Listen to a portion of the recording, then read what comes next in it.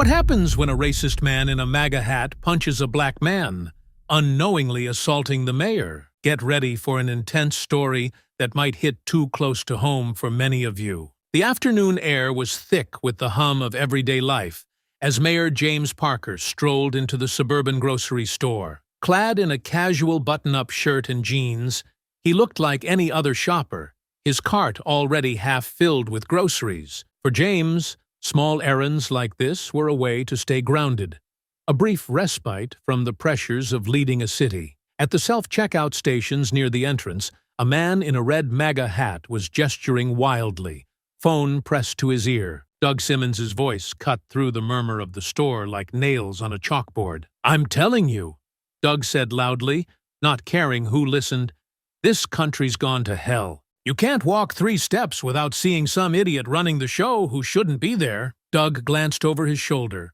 locking eyes with James for a fraction of a second before turning back to his groceries. "Bet even this guy thinks he's in charge of everything now," he added, his tone casual, almost conversational. James froze, his hand hovering over a loaf of bread he was about to scan. The comment was so brazenly dismissive, so casually racist, that it caught him off guard. Straightening up, James spoke evenly, his voice carrying just enough authority to quiet the air around them. "Excuse me, but I don't think that's something you'd want to say in front of me. Or anyone else, for that matter." Doug turned, his lips curling into a smirk, as he took James in. "Relax, buddy. It's just a joke. You people are always so sensitive." James's jaw tightened, but his voice remained calm. "And people like you always think they can get away with saying things like that because they slap the word joke on it." Nearby shoppers were beginning to pause, their eyes darting between James and Doug. The atmosphere grew tense, the kind of tension that made strangers linger just to see what would happen next. "Why don't you just mind your own business?" Doug snapped, his bravado faltering slightly as James stood his ground. James smiled faintly. "When your business involves spreading ignorance and hate, I'm afraid it becomes everyone's business." Doug glared, his face reddening, his phone now forgotten in his hand. "Well, aren't you the hero today?" The seeds of a confrontation had been planted, and the checkout area of the grocery store had become a stage for a battle of words that was about to escalate. Doug's laughter filled the air, sharp and grating, as he leaned on the self-checkout station. "You know, I'm just saying what everyone's thinking, but too scared to say. This whole country's been catering to people who think they're entitled to everything. Bet you love playing that card, huh?" James inhaled deeply, keeping his voice measured. "You've got some nerve assuming you know anything about me. Let me give you some advice. Think carefully about what you say next." Doug smirked, his MAGA hat bobbing slightly as he shifted his weight. "Oh, I'm sorry. Did I offend your delicate feelings? You people sure do love being the victim." Nearby shoppers exchanged uneasy glances. A woman with a phone discreetly tilted her screen, capturing the exchange as Kendra, the store associate, edged closer. Her hand hovered over the store phone, eyes darting nervously between the two men. James's jaw tightened, but his tone remained calm. "Victim? No, Doug. See, that's where you're wrong. People like me are survivors. We've been surviving people like you for generations." Doug's grin faltered, the edges of his smug demeanor cracking. He glanced around, noticing for the first time that all eyes were on him. "Oh, you've got an audience now, huh? Must feel real proud, stirring up drama in a grocery store." "You're the only one stirring anything," James countered, gesturing slightly toward Doug's unscanned groceries. "Maybe focus on getting that checkout to work, instead of embarrassing yourself." A small chuckle rippled through the growing crowd, and Doug's face turned crimson. "Don't get cocky," he growled. "You don't know who you're talking to." James's lips curved into a faint smile. "Funny, I was just about to say the same thing." Doug's gaze narrowed, and he took a step closer, lowering his voice. "I run Simmons Construction. Big company in town. Probably building the roads you drive on, pal. So, don't act like you're someone special." "Oh, Simmons Construction?" James said, feigning surprise. "You've got a bid with the city, don't you?" Doug blinked, momentarily thrown. "Yeah, so what? That's none of your business." James tilted his head slightly. I'd say it's very much my business. Before Doug could respond, Kendra's voice cut through the tension. Sir, she said, addressing Doug with deliberate firmness, if you're not going to check out, I'll need you to step aside for other customers. Doug turned on her, his expression twisted with irritation. Why don't you stay out of it, sweetheart? Just do your job and let me handle this. James's fists clenched at his sides, but his voice was razor sharp. Don't talk to her like that. Yeah? What are you gonna do about it? Doug snapped, leaning forward slightly, his breath reeking of hostility. James held his ground, his voice calm but laced with authority. You'd be surprised. Doug chuckled darkly, shaking his head. Oh, I get it now. You're one of those guys who thinks he's better than everyone else. I've seen your type before. Big talk, no action, just another nobody. James took a step forward, closing the gap between them. His voice dropped to a low, steady tone. Nobody, huh? Let me tell you something, Doug. People like me don't need to act better than you. The truth does all the work for us. Doug glared, his fists balling up at his sides. His voice rose again, drawing the attention of everyone nearby. The truth? The truth is, you're nothing. You think you've got it hard? Try being a white man in this country these days. No one gives a damn about us anymore. A ripple of murmurs spread through the crowd, and Kendra took another cautious step closer to James. Sir, she said, her voice a little firmer now, this isn't the place for that. If you don't leave, I'll have to call security. Doug whirled around to face her again, shouting, Call them! I've done nothing wrong. This guy's the one causing a scene, acting like he owns the place. James let out a dry laugh, folding his arms across his chest. Ironic, coming from the guy yelling at a store clerk and holding up the line. Doug's face was almost purple with rage now. He stepped even closer, practically nose to nose with James. You think you're so smart, don't you? Walking around like you're untouchable. Well, let me tell you something. You're not. Guys like me, we built this country. We'll take it back, too. James raised a single brow, his voice cool and unshaken. Take it back? Doug, it's people like you who are why it needs taking back in the first place. The crowd gasped, a few stifled laughs breaking through the tension. Doug, his pride visibly wounded, looked ready to explode, but instead he took a step back. His hands twitched as though itching for a fight, but the presence of witnesses held him at bay, at least for now. Kendra placed her hand on the store phone, speaking softly to James. Do you want me to call someone? It looks like he's about to lose it. James shook his head slightly, keeping his eyes locked on Doug. Not yet. He'll either back down or dig himself into a deeper hole. Doug, glaring at James, muttered under his breath, You don't scare me. James's reply was calm and measured. I don't need to scare you.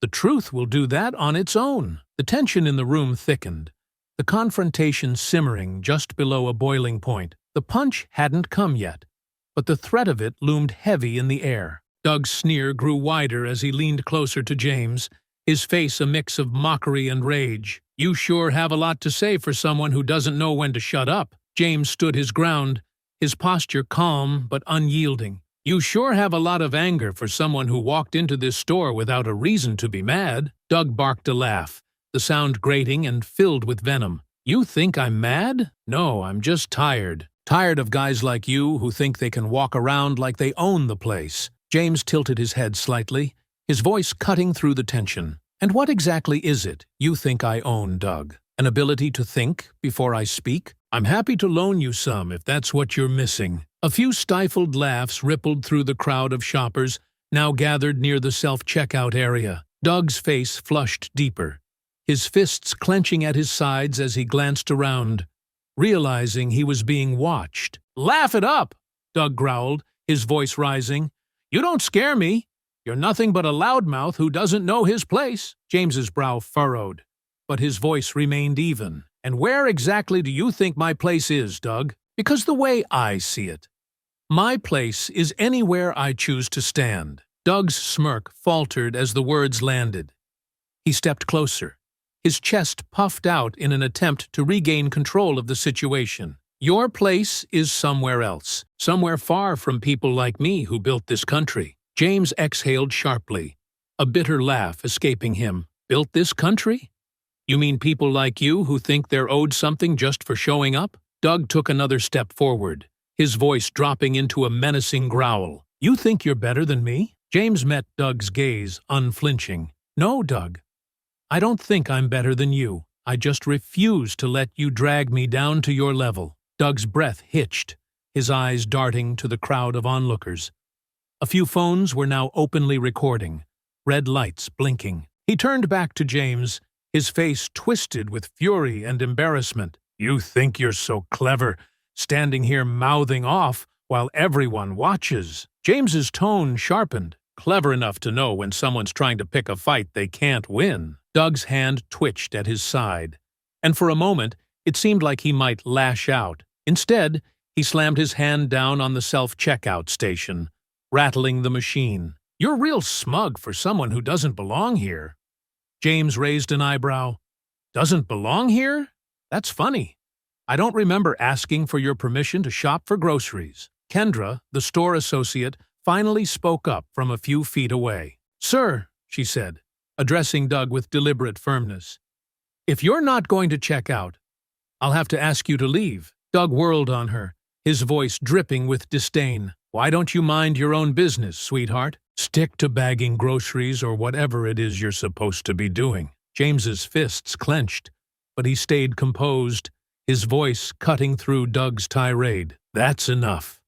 You're angry, you're embarrassed, and you're trying to take it out on everyone around you. But trust me, Doug, no one here is impressed. Doug turned back to James, his face a mask of fury. You think you're so tough, don't you?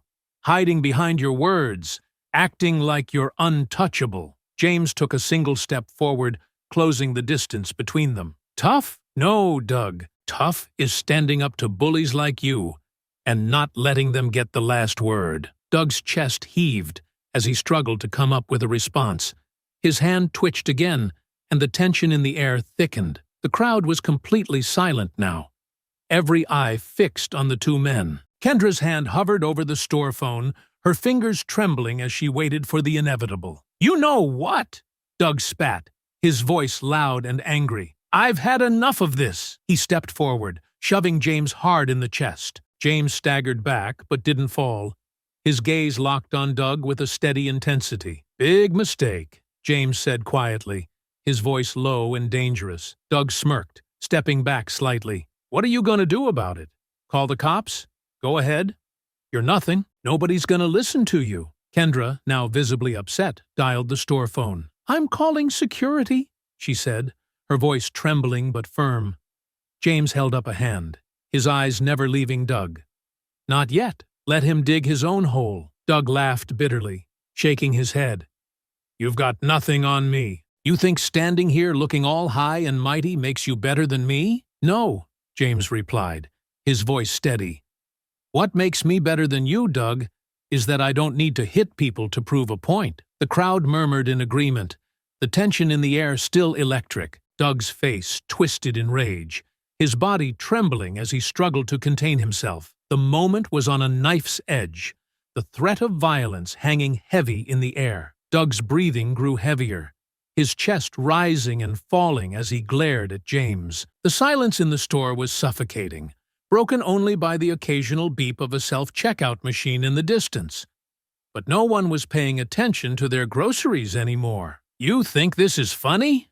Doug suddenly barked, his voice rising an octave. You standing there, acting all righteous while you've got everyone recording me like I'm the bad guy? His eyes darted to the onlookers, and his face twisted with fury. Turn those damn cameras off. This isn't a sideshow. James remained calm, his hands at his sides, his voice steady. No one told you to act like this, Doug. You're the one making a spectacle of yourself. Doug took a step closer, jabbing a finger toward James. You don't get to talk down to me. You think you're better than me?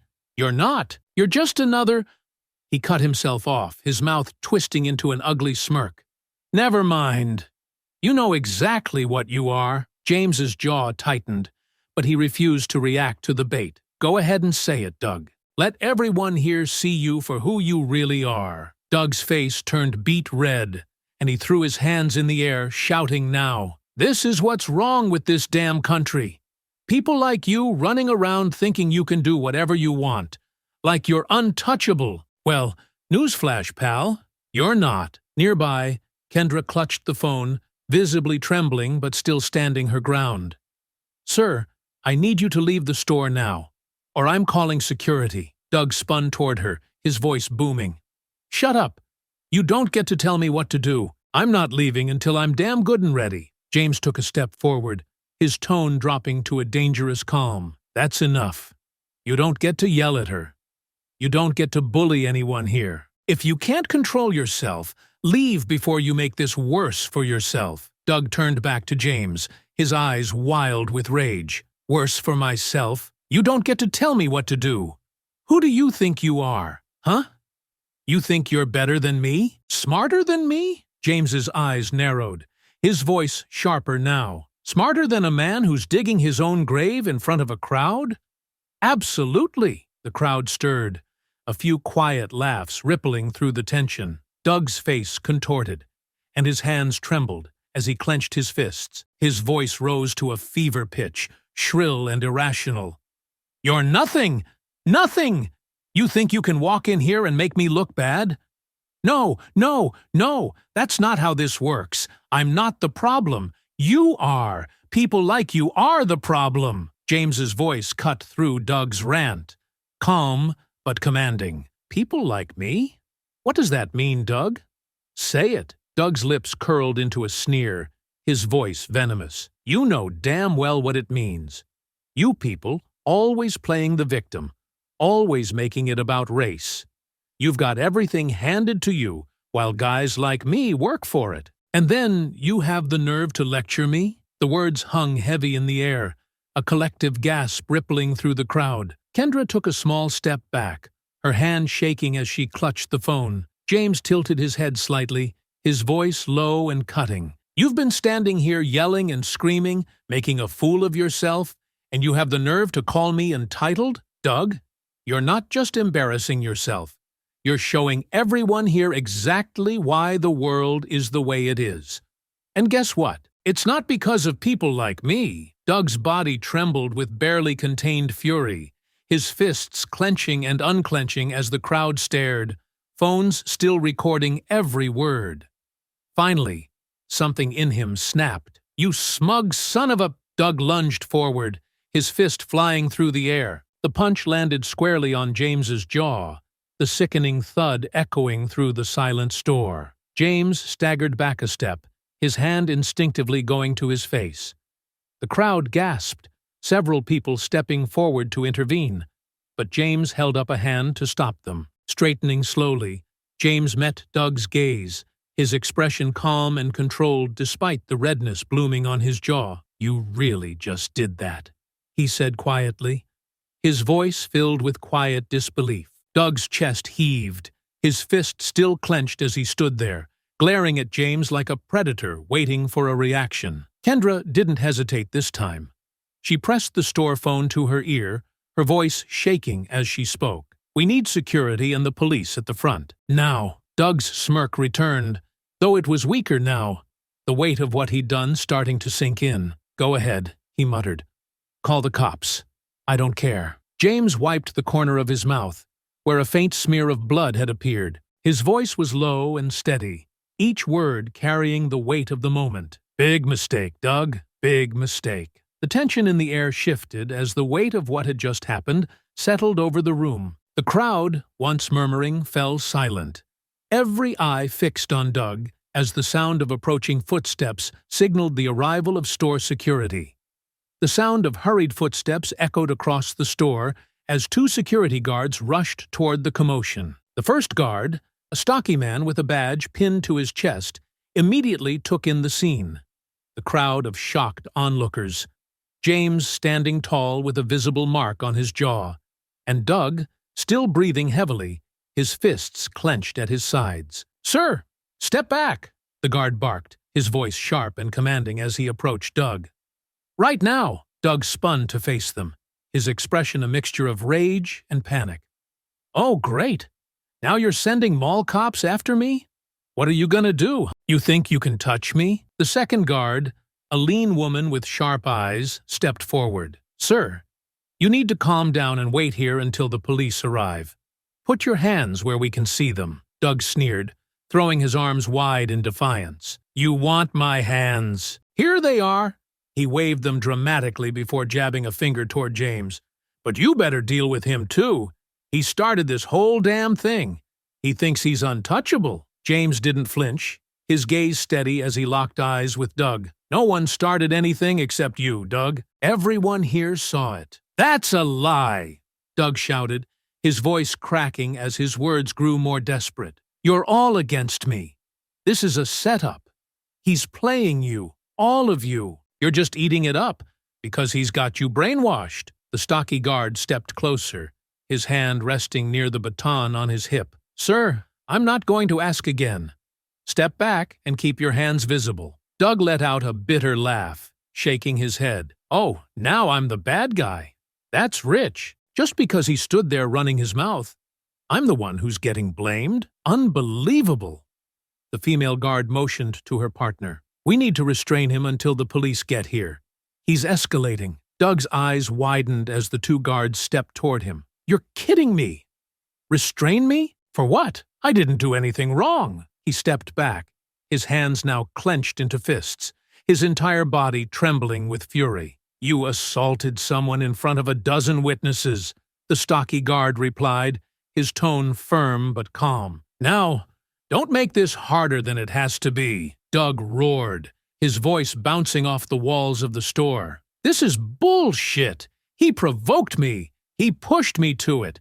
You're all on his side. His words were practically incoherent now, more guttural than articulate as the guards moved in. The male guard grabbed Doug's arm, attempting to pull it behind his back, but Doug thrashed violently. Get off me! Get your damn hands off me! I'm not going anywhere! His voice was shrill, filled with a mixture of anger and fear. The female guard grabbed Doug's other arm, and together they pinned him against the nearest checkout station. His MAGA hat tumbled to the floor as he continued to struggle. You're making a mistake. Do you know who I am?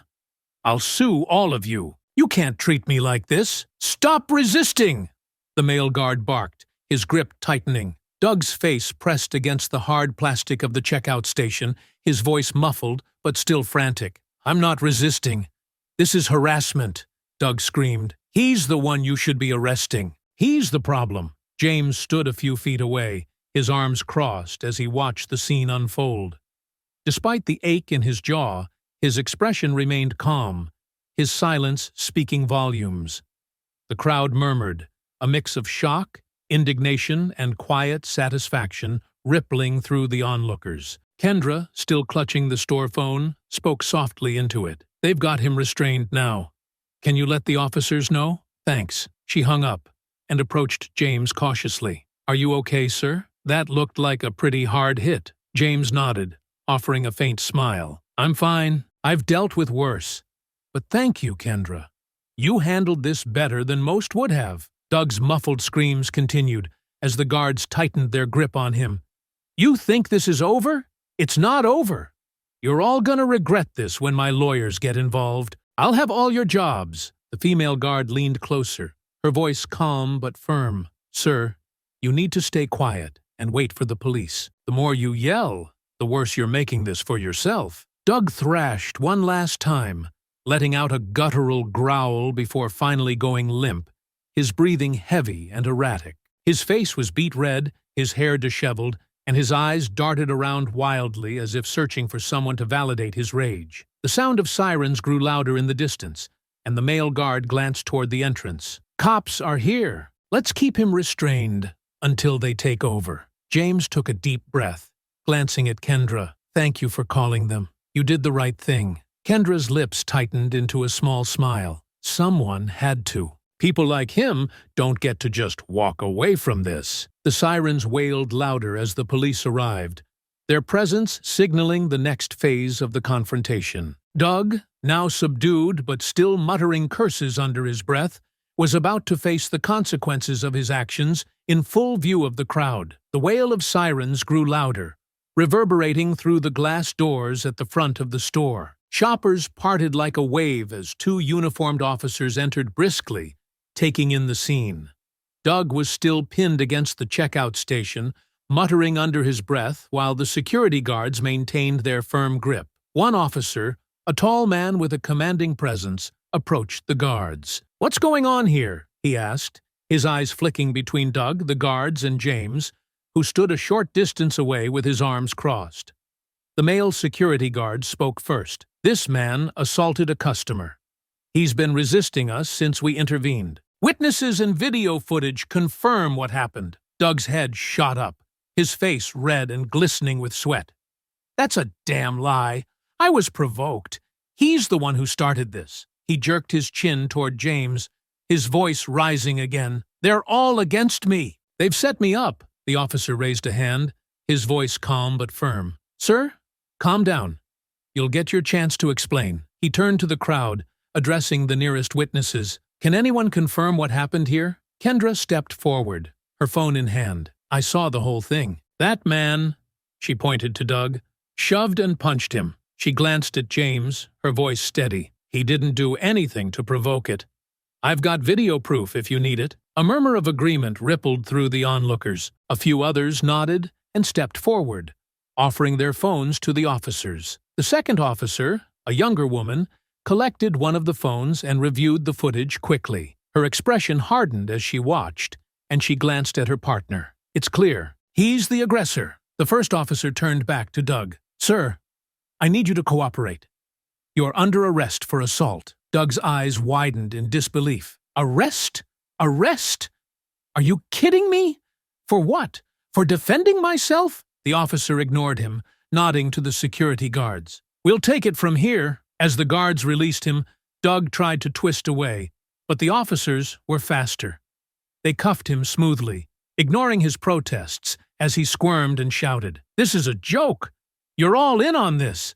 This guy," Doug spat the words, glaring at James, "he's nobody! Just some punk who thinks he can push people like me around." James stepped forward slowly, his presence commanding attention. His expression was calm, but a faint smirk tugged at the corner of his lips. "Nobody, huh?" Doug glared, still defiant despite the cuffs around his wrists. "Damn right! You're just some arrogant little—" James reached into his pocket, pulling out a sleek business card.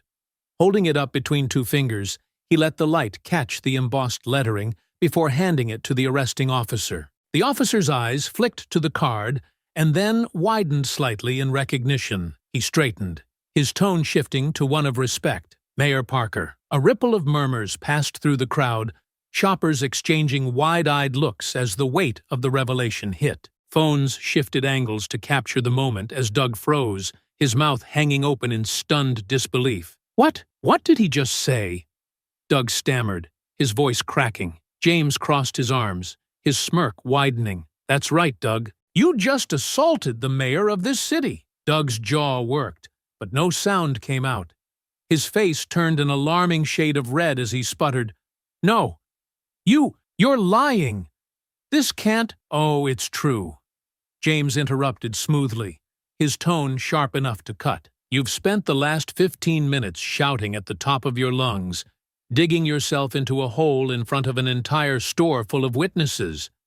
And now, you're finding out you couldn't have picked a worse target for your little tantrum." The officer holding Doug adjusted his grip. "Mayor Parker, would you like to press charges?" James nodded without hesitation. "Absolutely. People like Doug need to understand there are consequences for their actions." Doug tried to twist around to face James, his voice frantic now. "You can't do this. You're making a big mistake. I didn't know who you were." James's expression didn't change. "You didn't know, and you didn't care. But Doug, here's the thing. Your ignorance isn't a defense. It's just part of the problem." The officers began guiding Doug toward the door, his protests echoing through the store. "This isn't over. You hear me? You can't get away with this. I'll sue. I'll ruin you." James watched him go, his posture relaxed, the smirk still lingering on his face. The moment the doors swung shut behind Doug, the tension in the store broke, replaced by a wave of murmurs and scattered applause. Kendra approached James hesitantly, her voice soft but filled with admiration. "You handled that better than anyone else could have. Are you okay?" James glanced at her, his smile warm now. "I'm fine. Thank you for stepping in when it mattered. You made sure this didn't get worse." The crowd slowly began to disperse, shoppers returning to their carts, though many lingered to thank James or simply stare in awe at the unexpected turn of events. James turned back to the self-checkout station, calmly picking up the loaf of bread he'd dropped earlier. His voice carried just enough for Kendra to hear as he scanned it. "Now, where was I?" The store lights dimmed behind James as he exited into the parking lot, the commotion of the altercation left behind. He stood for a moment, watching the police cruiser carrying Doug speed off, Doug's muffled shouts barely audible through the glass. The tension in James's jaw reminded him of the punch, but his mind was focused elsewhere. "Take me to the station," James said, as he slid into the passenger seat of his waiting car. He adjusted his tie and leaned back, the faint smile on his lips betraying a hint of satisfaction. The ride was quick, and soon James walked through the doors of the bustling police station. Officers moved with purpose, but the noise of their work couldn't drown out one unmistakable voice echoing from the holding area. "This isn't fair!" Doug's angry drawl rang out. "You people don't know who you're dealing with. I've got connections.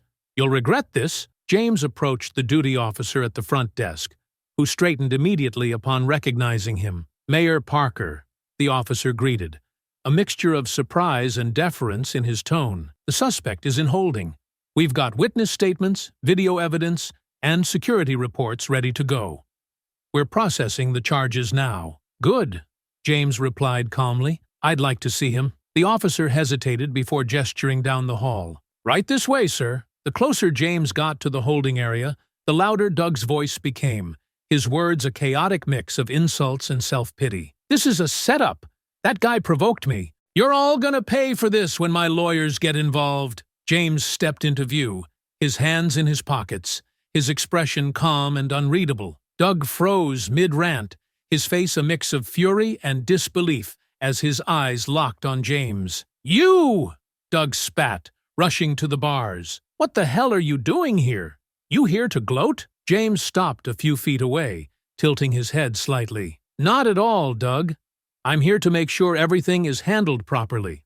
Accountability's important, don't you think?" Doug gripped the bars, his knuckles white as his face turned red. "Accountability?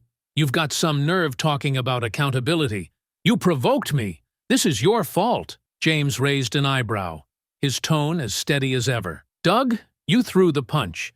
You shouted racial slurs in a grocery store. All I did was stand there and let you show everyone who you really are." Doug's face darkened further, his voice dropping to a menacing growl. "You don't know who you're messing with. I own Simmons Construction. You know how much money I make? How many people I employ? I've got a bid in with the city right now for a multi-million-dollar project. You think this little stunt is gonna stop me?" James let out a quiet chuckle, shaking his head. "Doug, I know exactly who you are. I knew the moment you started screaming in that store." He leaned forward slightly, his voice dropping just enough to make Doug lean in, too. "And I also know that bid you're so proud of. I reviewed it personally." Doug's smirk faltered, replaced by a flicker of unease. "What? What are you saying?" James straightened, his calm demeanor unwavering. "I'm saying that your actions tonight aren't just an embarrassment for you. They're a liability for your company. And as the mayor, I can't, in good conscience, award a major city contract to someone who's shown such a blatant lack of respect and professionalism." The color drained from Doug's face as the full weight of James's words settled on him. You can't do that. That bid is locked in. You don't have the authority." James interrupted smoothly, his voice cutting through Doug's protests. "Oh, I absolutely have the authority. And trust me, Doug, the last thing the city needs is a contractor who can't control his temper in public." Doug stumbled back slightly, sinking onto the bench in the holding cell, His bravado crumbled as he muttered to himself, "This isn't happening. This can't be happening." James took a slow step closer, his voice calm but unrelenting. "You've spent all night screaming about how important you are, how much you've built. But let me tell you something, Doug.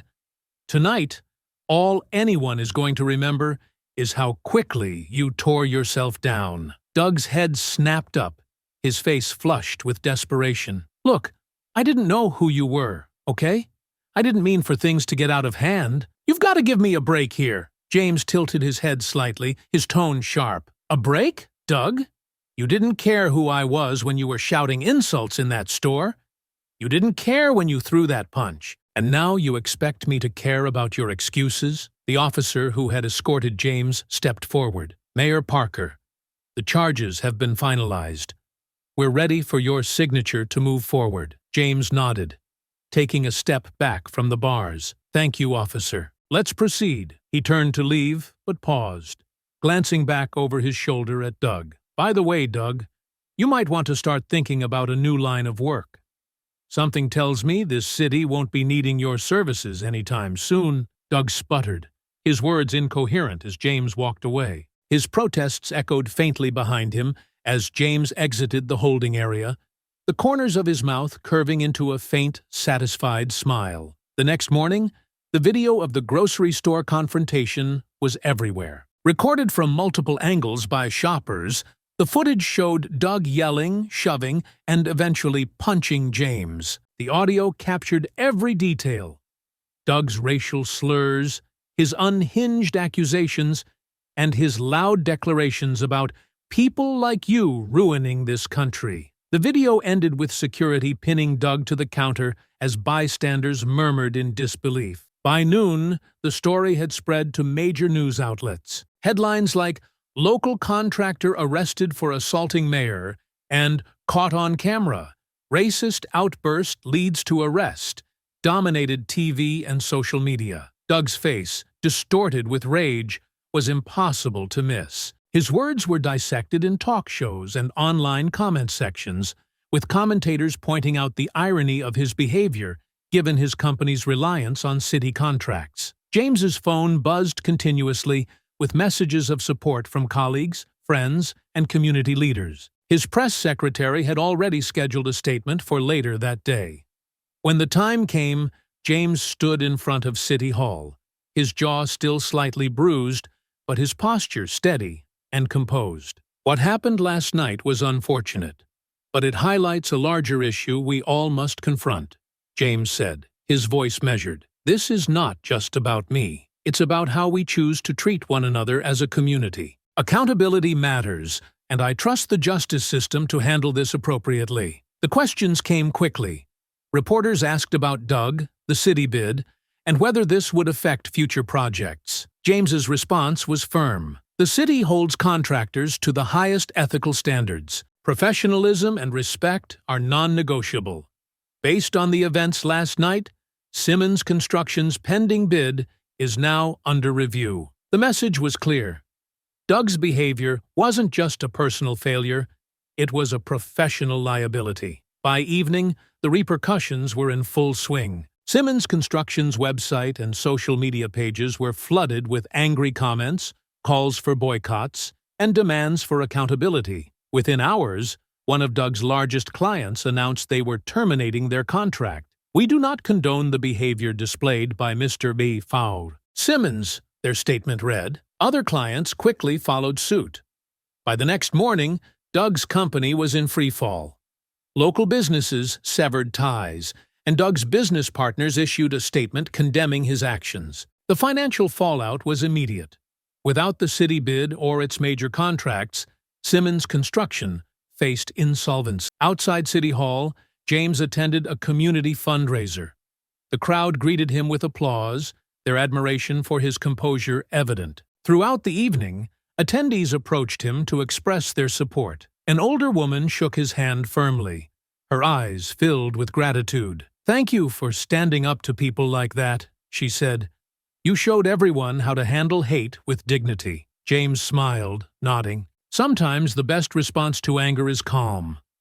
Letting people show who they are can be more powerful than anything you could say back. Meanwhile, Doug sat alone in his office at Simmons Construction. The blinds were drawn, blocking out the protesters gathered outside. Their signs read, "No racists in our city," and "Hold Doug Simmons accountable." Doug slammed his fist on his desk, the sound echoing in the nearly empty room. Most of his staff had called in sick, unwilling to be associated with the scandal. His phone buzzed relentlessly with calls from reporters and former clients. He ignored them all, his focus on the letter in his hand. His bank had suspended the company's line of credit, citing reputational risk. Without it, Simmons Construction couldn't sustain its current projects. Doug stared at the letter, the words blurring together. The city bid had been his shot at redemption, a multi-million-dollar contract that could have secured his company's future. Now, it was gone. James, back in his office at City Hall, spent the evening reviewing paperwork and reflecting on the day's events. The swift fallout from Doug's actions felt like a step forward, a sign that accountability was no longer optional. Still, there was a lingering sadness, not for Doug, but for the underlying issues his behavior represented. His phone buzzed with a message from a local activist. "Thank you for standing up to hate. You inspire us to keep fighting." James set the phone down, smiling faintly. The incident had reminded him of the responsibility he carried, not just to lead, but to set an example. Sometimes leadership wasn't about grand speeches or sweeping policies. It was about how you handled the moments that tested your character. The next morning, Doug released a video statement from his office. His face was pale, his voice shaking. "I made mistakes," he said. "I let my anger get the best of me, and I deeply regret my actions. To Mayor Parker and the citizens of this city, I am truly sorry." The apology fell flat. The damage was already done, and the public wasn't forgiving. Comments under the video called out his lack of sincerity, accusing him of trying to salvage what little he had left. James watched the video later that day, his expression unreadable. He didn't need to respond. Doug's downfall had spoken for itself. The weeks following the grocery store incident were relentless for Doug Simmons. The initial media firestorm hadn't subsided. If anything, it had intensified. News outlets continued to replay the damning footage, dissecting every word and action. Doug's face had become synonymous with public outrage, his outburst representing everything the city wanted to leave behind. Simmons Construction had officially shut down its offices. Protesters camped outside for days, their chants echoing through the empty halls. The few employees who hadn't resigned outright quietly slipped away, unwilling to be associated with Doug's name. Clients terminated contracts faster than Doug could respond, leaving him scrambling to salvage what little remained of his once thriving business. Meanwhile, preparations for Doug's trial were underway. Charged with assault, disorderly conduct, and verbal harassment, Doug faced mounting legal fees and a grim future. The trial promised to be a public spectacle, with journalists vying for seats in the courtroom and commentators speculating on every angle. James Parker's role as both victim and mayor added a layer of complexity to the proceedings. As a public figure, his every move was scrutinized, yet his calm and measured responses only bolstered his reputation. When asked by reporters if he harbored anger toward Doug, James replied with characteristic poise, "Anger solves nothing. I trust the justice system to handle this fairly, and my focus remains on serving this city." The morning of the pre-trial hearing arrived with brisk fall air and a palpable tension outside the courthouse. Protesters and supporters gathered on opposite sides of the street, their signs and chants competing for dominance. On one side, placards read, "Justice for James," and "Accountability Matters." On the other, a smaller but vocal group clung to signs reading, "Free Doug," and "This is a witch hunt." Doug shuffled into the courthouse, flanked by his lawyer and an assistant carrying a stack of files. His once confident swagger had been replaced by a hunched posture and darting eyes. His suit, though tailored, looked out of place on a man so visibly broken. Inside the courtroom, the atmosphere was tense. James sat with his legal team near the front, his calm demeanor unchanged. He wore a navy suit, his jaw healed, but the memory of the incident still fresh in his mind. Across the aisle, Doug fidgeted, whispering furiously to his lawyer as the judge entered the room. "Mr. Simmons," the judge began, her voice firm, "you stand accused of assault, verbal harassment, and disorderly conduct. How do you plead?" Doug's lawyer stood, his tone measured. "Not guilty, Your Honor. My client intends to show that he acted out of provocation and that the events have been misrepresented in the media." A ripple of murmurs spread through the gallery, but James remained still, his expression unreadable. The judge raised a hand, silencing the crowd. "Very well," she said. "Given the public nature of this case, I am setting a trial date for 2 weeks from today. Both parties will present their evidence, and I will ensure this courtroom remains impartial." As the judge banged her gavel, Doug shot a venomous look across the room at James. James, unfazed, met his gaze briefly before turning to speak quietly with his attorney. Outside the courthouse, reporters swarmed James as he stepped onto the marble steps. Cameras clicked, and microphones were thrust toward him as questions flew. "Mayor Parker, how do you feel about the trial being so public? Do you think Doug Simmons deserves jail time? Will this incident affect your political future?" James raised a hand, quieting the crowd. "This trial is about accountability, not politics," he said, his voice calm but firm. "I have faith in the legal system to handle this fairly. My focus remains on the work we're doing for the city, and I won't let one incident distract from that." Meanwhile, Doug slipped out a side entrance, flanked by his lawyer and an assistant. He pulled his coat tight against the wind, his face grim as he avoided the cameras waiting for him. Later that evening, James sat in his office at City Hall, reflecting on the day's events. The weight of the upcoming trial loomed large, but he felt confident in his decision to press charges. It wasn't just about the punch. It was about sending a message that such behavior wouldn't be tolerated, no matter who it came from. Across town, Doug sat alone in his dimly lit apartment. His phone, once a constant stream of emails and calls from clients, sat silent on the table beside him. The TV droned in the background, replaying clips from James's courthouse statement. Doug muted it with a frustrated growl, burying his face in his hands. His lawyer had warned him that the trial would likely result in a conviction, given the overwhelming evidence against him. But Doug couldn't shake the feeling that he had been wronged, that somehow this was all someone else's fault. As the city prepared for the trial, the divide between Doug's few remaining supporters and the broader community grew starker. For most, Doug's behavior had become a cautionary tale, a reminder of how quickly arrogance and hatred could lead to one's downfall. For James, the trial wasn't just about personal justice. It was an opportunity to reaffirm the city's values and set an example for how to confront hate with dignity and resolve. The courtroom was packed on the first day of Doug Simmons's trial. Rows of onlookers filled the gallery, a mix of journalists, activists, and curious citizens eager to witness the proceedings. The judge, a stern woman with piercing eyes and an air of authority,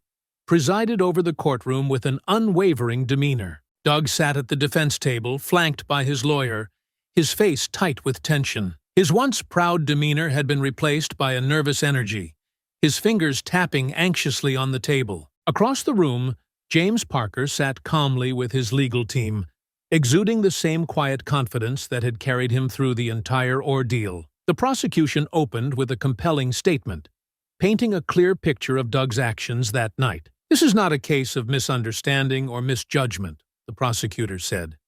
"This is a case of deliberate aggression, fueled by prejudice and anger. The defendant not only verbally harassed the mayor, but escalated his hostility to a physical assault." Doug's lawyer countered, attempting to shift the narrative. "This case is about context," he argued. "My client was provoked, subjected to an environment that led to an unfortunate lapse in judgment. He regrets his actions deeply and asks for your understanding." The first witnesses were called, starting with Kendra, the grocery store employee who had been at the center of the confrontation. Dressed professionally, she approached the stand with a calm yet resolute demeanor. "Kendra," the prosecutor began, "can you describe what you witnessed that night?" "Yes," she said, her voice steady. Doug Simmons started yelling at Mayor Parker in the self-checkout area. He made several racist comments and got more aggressive when the mayor didn't respond the way he wanted. It wasn't long before he shoved him and then punched him. The defense attorney stood, his tone probing. "Kendra, would you say that tensions were already high in the store that evening? Perhaps both parties were irritable?" Kendra didn't flinch. "No. The only one who was out of control was Mr. Simmons. Mayor Parker didn't raise his voice once. He kept calm the entire time." The next witnesses were shoppers who had recorded the altercation. Their videos played on a large screen, the courtroom silent except for the harsh sound of Doug's voice echoing from the speakers. Each clip captured the insults, the slurs, and the punch that brought the confrontation to its peak. The defense lawyer tried to frame Doug's outburst as a moment of poor judgment rather than malicious intent, but the evidence was damning.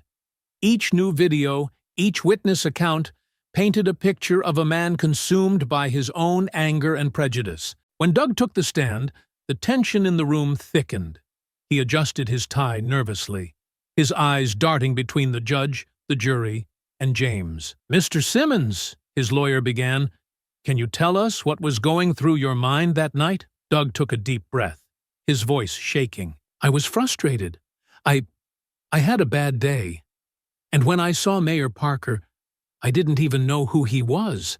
I let my emotions get the better of me. I'm sorry for what I said and what I did." The prosecutor rose, her expression sharp. "Mr. Simmons, are you saying that the racial slurs you used were a result of a bad day?" Doug hesitated, fumbling for words. "No, I didn't mean them. I was just angry. And the punch? Was that just a bad day too?" Doug swallowed hard, his voice barely audible. "I wasn't thinking." When James was called to testify, the courtroom seemed to hold its breath. Taking the stand, he maintained his characteristic composure, his voice steady and deliberate as he recounted the events. "Mayor Parker," the prosecutor asked, "how did you respond to Mr. Simmons's verbal attacks that night?" "I remained calm," James replied. "I didn't engage with his insults because I didn't want to escalate the situation.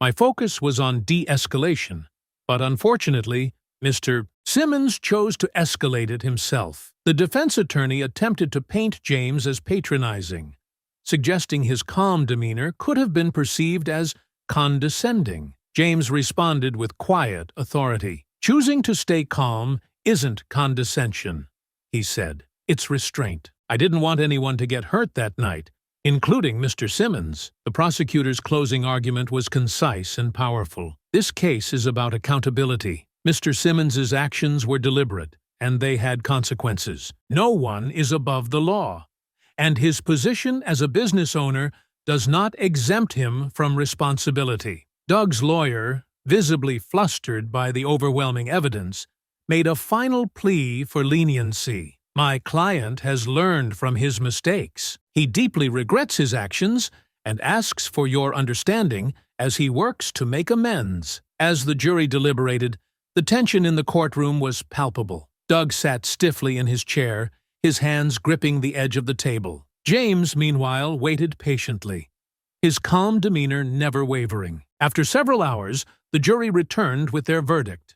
The foreperson rose, clearing her throat as she read aloud. "We, the jury, find the defendant, Douglas Simmons, guilty on all charges." The judge's gavel struck the wood, signaling the end of the trial. Doug's shoulders sagged as the weight of the verdict settled over him. As James left the courtroom, reporters swarmed him with questions. "Mayor Parker, how do you feel about the verdict?" James paused, his voice firm but measured. "Justice was served today. I hope this case serves as a reminder that words and actions have consequences. We all have a responsibility to treat each other with respect, regardless of our differences." He stepped into the brisk air outside the courthouse, the crowd parting to let him through. For Doug Simmons, the trial was over, But the consequences of his actions were just beginning. Doug Simmons sat in his dimly lit apartment, the walls closing in on him as the events of the past few weeks replayed endlessly in his mind. The once pristine space was now cluttered with unopened mail, takeout containers, and empty beer bottles. The only light came from the muted television, which still flickered with clips of his trial. His name had become a punchline, his face the symbol of public disgrace. He stared blankly at the screen, watching the news anchor summarize his downfall. Doug Simmons, the former owner of Simmons Construction, was found guilty on all charges in his highly publicized trial. The conviction marks the end of a man once considered a respected business figure in the city, now reduced to a cautionary tale of anger and prejudice. Doug's jaw clenched, his teeth grinding audibly. Respected? He had been more than respected. He had been successful, powerful. He built things, real things, while people like James Parker sat behind desks making speeches. How could everything have unraveled so quickly? He grabbed his beer bottle and hurled it across the room, watching it shatter against the wall. The sound barely registered over the pounding in his ears. This wasn't supposed to happen. He was the victim here. That smug mayor had set him up, turned everyone against him. Doug stood abruptly, pacing the room. His mind raced with thoughts of revenge, of ways to reclaim his reputation. He couldn't let this be the end. But every avenue he considered was blocked. His company was gone, his contracts canceled, his bank accounts frozen. The city had blacklisted him, and no one would take his calls. The protests outside his apartment had only just stopped, though he still couldn't bring himself to go outside. The few times he had tried, someone recognized him. A neighbor, a stranger on the street, and the glares and muttered insults sent him scurrying back inside. Even his closest allies had abandoned him. His business partners had issued a public statement distancing themselves, and his lawyer had quietly suggested he stop calling after the trial ended. Doug was alone, and he hated every second of it. His phone buzzed on the table, the screen lighting up with another notification. He snatched it, expecting another barrage of hate-filled messages or mocking memes. Instead, it was a news alert. Simmons Construction officially declares bankruptcy following court verdict. Doug's grip tightened on the phone as he read the headline, his hands shaking with rage. Bankruptcy. His legacy reduced to a headline. The company he had spent decades building was gone, its name now synonymous with failure and disgrace. He slammed the phone down, his breaths coming in shallow gasps. It wasn't fair.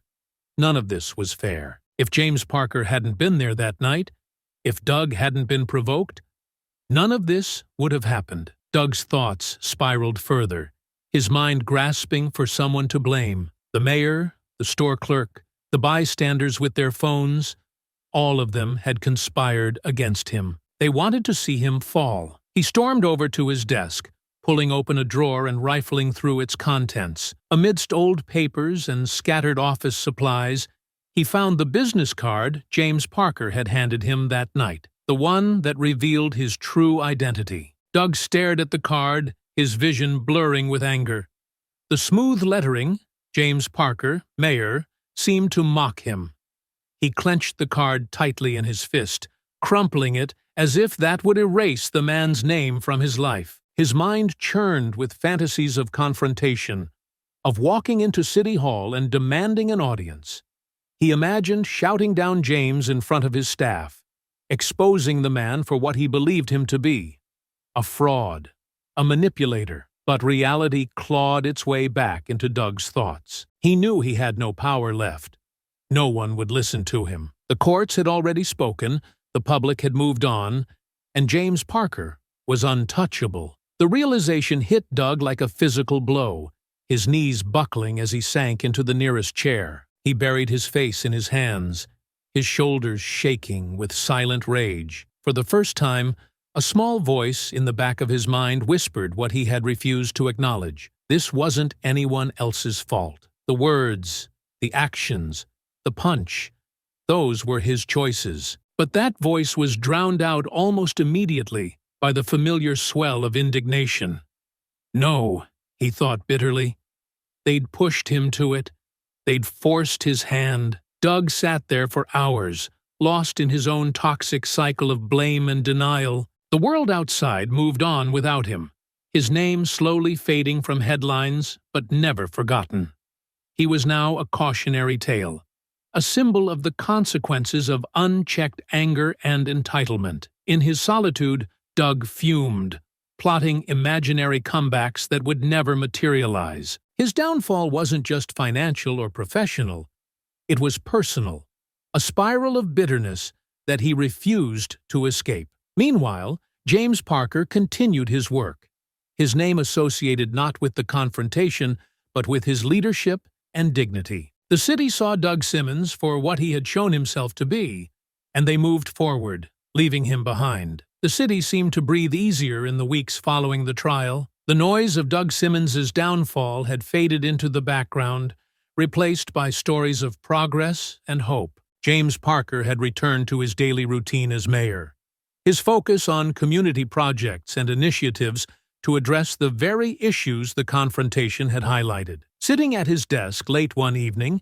James reviewed the latest reports on city projects. The once contentious bid Simmons Construction had submitted was now void, and the contract had been awarded to a smaller, minority-owned firm with a strong reputation for quality and fairness. The decision had been met with widespread approval, a symbolic moment for the city's commitment to integrity. James leaned back in his chair, gazing out of the window at the skyline illuminated by the city lights. His mind wandered to the events that had brought him here: the grocery store, the trial, and the media frenzy. It had been exhausting, but it had also been necessary. A knock at the door pulled him from his thoughts. His chief of staff, Angela, stepped in, holding a folder. "Mayor Parker, these are the final reports on the Simmons case. Thought you'd want to see them." James nodded, taking the folder. "Thank you, Angela. Anything else?" Angela hesitated. "Just a note. The city council wanted me to remind you how much they appreciate your handling of all this. It wasn't easy, but you set an example." James smiled faintly. "That's kind of them, but it wasn't just me. It was the community, the witnesses, the people who spoke up. They made it clear what kind of city we want to be." Angela left, and James opened the folder, skimming the pages. The details were straightforward. Doug had been sentenced to community service and a hefty fine. His appeals were likely to fail given the overwhelming evidence. Simmons Construction was officially dissolved, and Doug's personal finances were in ruins. The once proud businessman was now a man defined by his fall, a cautionary tale of arrogance and prejudice. Across town, Doug sat alone in his apartment. The protests outside had stopped, but the silence was more damning. His phone remained quiet. No calls from allies or clients. The few friends who had stood by him initially had slowly distanced themselves, unwilling to share in his disgrace. He scrolled through social media, each post and comment another stab at his wounded pride. Clips of the trial were still circulating, accompanied by sharp critiques of his behavior. Some posts mocked him mercilessly, while others dissected his actions with cold detachment. Doug's hand trembled as he closed the app, the weight of his choices pressing down on him like a physical force. The city had moved on, but Doug hadn't. He clung to his bitterness, his anger at James Parker festering with each passing day. Yet deep down, beneath the layers of blame and denial, a small part of him knew the truth. He had done this to himself. The realization was fleeting, quickly drowned out by another wave of indignation. James, meanwhile, found himself at the grocery store one evening, returning to the place where it had all begun. As he walked through the aisles, he exchanged smiles and nods with shoppers. Many recognized him and offered words of support. At the self-checkout station, Kendra, the cashier from that fateful night, approached him. "Mayor Parker," she said with a wide grin, "it's good to see you again." James returned the smile. "Kendra, I hope things have been quieter since that night." She laughed softly. "Quieter? Yes, but I'll never forget it. You handled yourself with so much grace. Not many people could have done that. James's expression turned thoughtful. Sometimes the best response to anger is calm. Letting people reveal who they are is more powerful than any argument. Kendra nodded, her admiration clear. Well, I just wanted to say thank you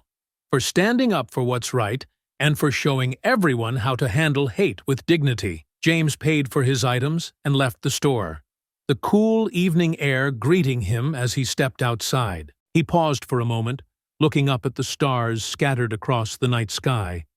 The confrontation, the trial, and Doug's downfall were chapters of a story that had tested him in ways he hadn't anticipated. But they had also reinforced his belief in the city's potential for growth and accountability. As he walked to his car, his phone buzzed with a message. It was from a young activist he had met during a recent community event. "Thank you for everything, Mayor Parker.